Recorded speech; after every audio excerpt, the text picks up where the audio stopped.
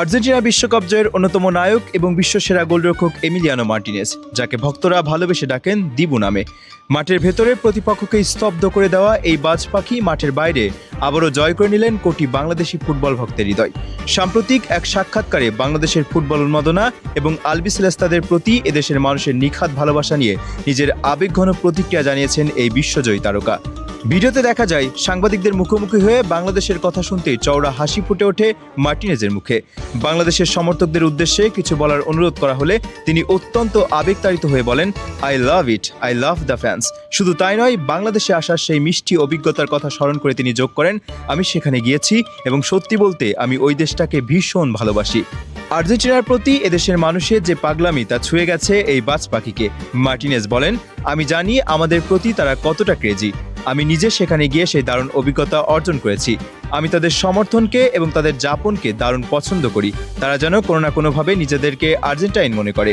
বাংলাদেশের সবার জন্য আমার অনেক অনেক ভালোবাসা। আর্জেন্টিনা আবারও বিশ্বকাপ ফাইনাল খেলবে। ভক্তদের এমন আকারচম্বী প্রত্যাশার জবাবে মুচকি হেসে তিনি বলেন, হ্যাঁ, আমি জানি তারা আমাদের কাছে এটাই চাই। Bangladesh. Yeah, Bangladesh. Please tell some words for Bangladeshi fans. I love it. I love the fans. I've been there, and I really love the country. Yeah, they are very expected that Argentina will play final again. Yeah, I know. I know how crazy they are for us.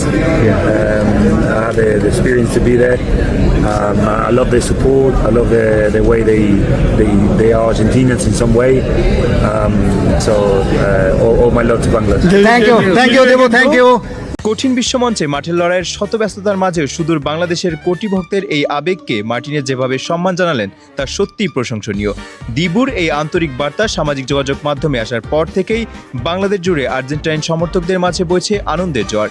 বিশ্বজয়ী এই তারকার এমন ভালোবাসা প্রমাণ করে, ভৌগোলিক দূরত্ব যাই হোক না কেন, ফুটবলের নীল সাদা আবেগ সত্যি দুই দেশকে একসুতোয় বেঁধে ফেলেছে।